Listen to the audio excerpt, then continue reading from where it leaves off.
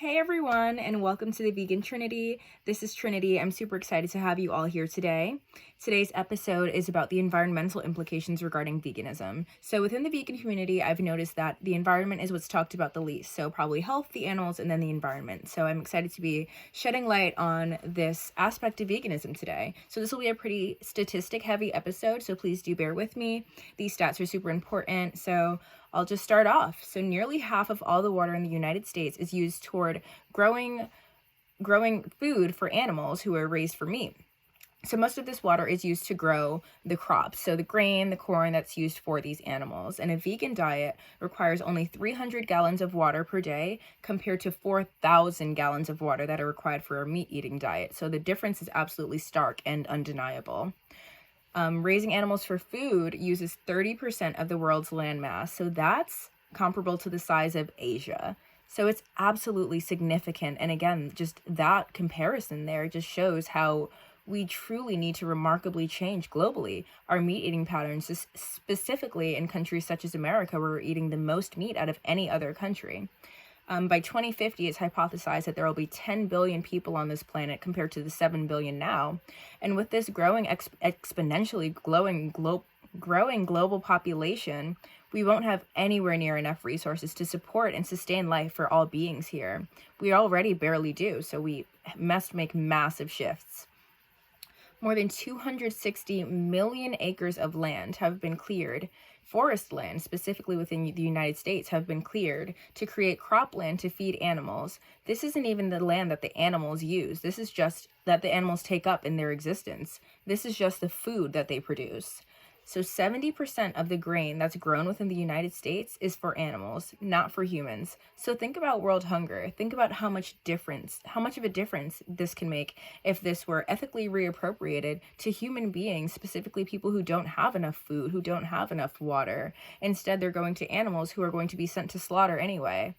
It's very backwards if we really think about it. So these differences definitely do need to be made. Additionally, raising animals for food generates more greenhouse gases than all the cars and all the trucks in the world combined.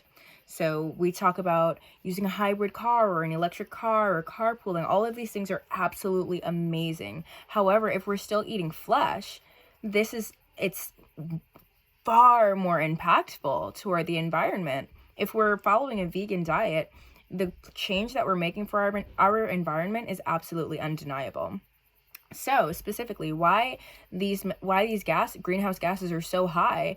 Animals such as cows produce high rates of methane. So cow farts, literally when they fart, they produce enormous amounts of methane. Cow farts are heating up our environment to a level that is irreparable. So we must do better.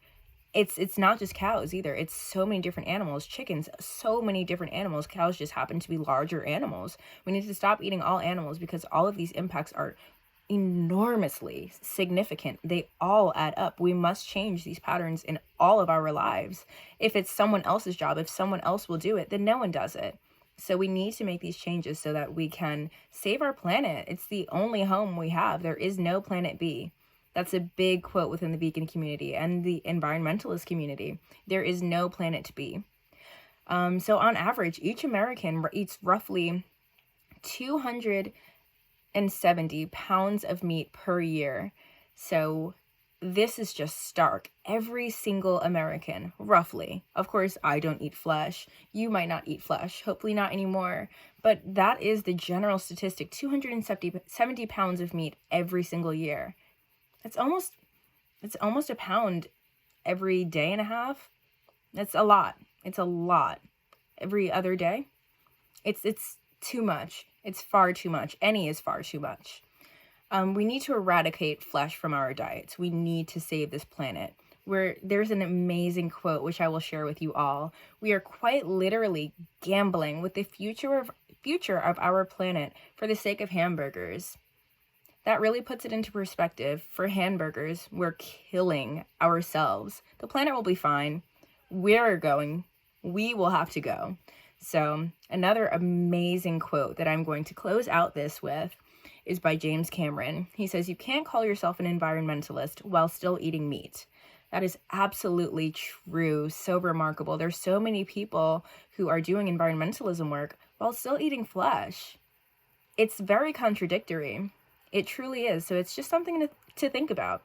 And this video truly explains all the reasons why that quote is so true and impactful. And I trust that everyone can see this as well. I hope that you agree. I hope that you understand, and I hope that you've learned something. So thank you all so much for tuning in. I hope this information has deeply impacted you, and I'll catch you next week. In the meantime, go vegan.